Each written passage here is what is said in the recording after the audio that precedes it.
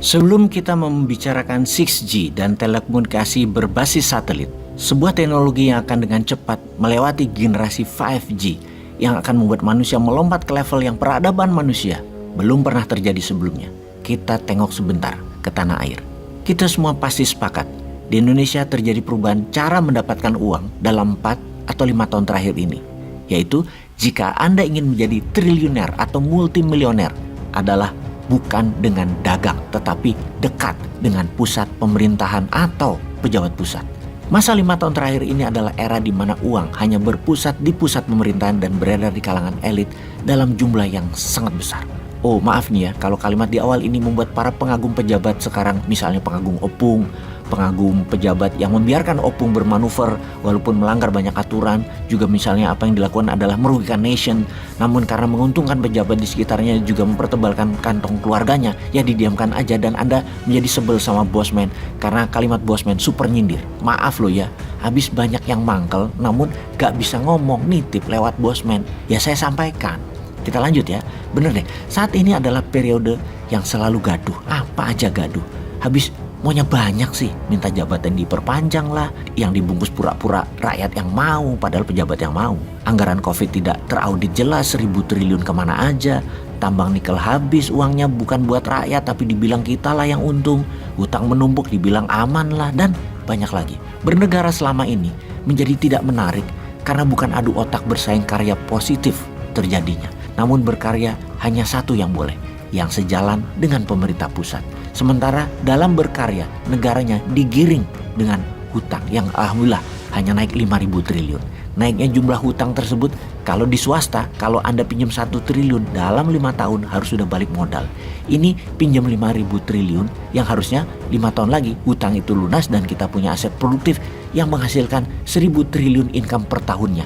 Kenyataannya gak jadi hal yang produktif, hanya jadi sebuah rupa saja atau bentuk, namun konsumtif. Rasanya pemborosan lagi, karena membangun memang tidak sesederhana main Lego, bangun bangunan gedung gitu doang, enggak.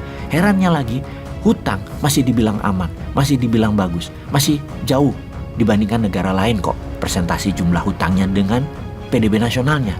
Yang kalau pejabat ngomong demikian pengen deh naikin jari tengah rasanya. Bos, yang lain memang utangnya besar tapi terbanyak pakai mata uangnya sendiri. Jepang utang terbesar adalah menggunakan yen, berutang pada lembaga sendiri. Tiongkok sama juga pakai yuan. Amerika apalagi ngutangnya pakai dolarnya sendiri.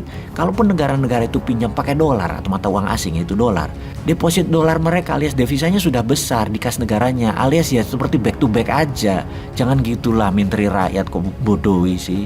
Udahlah. Kalau kita gimana? Sudahlah gitu ya kita ngomongnya. Kita membahas dunia aja sekarang. Tahun 2023 adalah tahun menarik. Tahun teknologi melompat ke level tertinggi di tengah-tengah kekacauan dengan segala yang tidak bisa diprediksi. Tahun 2023 tahun yang sangat berwarna. Tahun yang dibayangi resesi. Tahun yang dibayangi dengan turunnya daya beli dunia. Tahun yang diperkirakan akan mendapat gelombang Covid strain baru lagi. Tahun winter panjang bagi Eropa yang berimbas ke tahun winternya ekonomi dunia. Tahun perang Rusia baik panjang maupun pendek sehingga selesai, selama tidak pakai nuklir tak akan pengaruh bagi ekonomi dunia, namun berubah ekosistem kehidupan Eropa. Bagi dunia nggak terlalu. Tahun 2023 adalah tahun untuk terbang sukses berkelimpahan bagi mereka yang bisa mengadopsi, beradaptasi, dan mengambil peluang. Kita bicara 6G sekarang, bayangkan kita bisa mentransfer data 1 tera cuma dalam 1 detik memakai 6G. Bisakah membayangkannya? Bakal sehebat apa hal itu? Oke, kita kasih ilustrasi. Dalam 1 bulan, sebuah keluarga misalnya sang suami bekerja full work from home. Sang istri nonton drakor setiap hari di Netflix, anak-anak lihat YouTube dan belajar dari rumah 8 jam sehari. Penggunaan internet sebulan paling tidak lebih 200 GB. Jadi menggunakan 6G, 5 keluarga bisa disuplai kebutuhan internetnya sebulan hanya dalam waktu 1 detik. Sekali lagi, kita ulangi ya sahabat, hanya dalam waktu 1 detik. Ketika Indonesia mulai mengubah layanan dari 2G ke 3G di tahun 2008, dunia sekitar kita berubah. Dengan 3G, orang mulai chatting memakai BlackBerry, mengirim email lewat handphone masing-masing. Keren sekali melihat email masuk sendiri ke HP dan ada notifikasinya. Lalu di tahun 2014 masuk layanan 4G. Disinilah kita mulai melihat Gojek, GoFood, Traveloka dan startup bisnis mulai bermunculan. Kita mulai mengenal aplikasi banking. Kita melihat orang sudah jarang antri lagi di ATM. Semua memakai aplikasi banking. Saat ini sudah mulai masuk 5G yang bakal mengubah budaya kita lagi.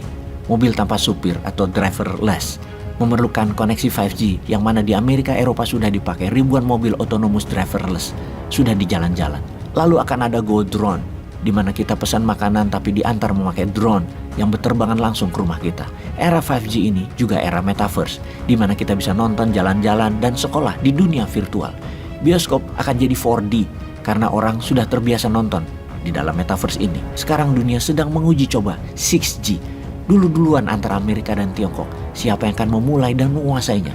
Bakal seperti apa dunia kalau era 6G ini diterapkan? Dengan 6G di tahun 2025 kita akan memiliki chips dengan jumlah koneksi 100 miliar sama dengan jumlah neuron saraf di otak manusia. Artinya komputer sudah bisa berpikir dan belajar seperti manusia. Era 6G ini adalah era robotik di mana kita akan melihat robot di mana-mana melayani manusia.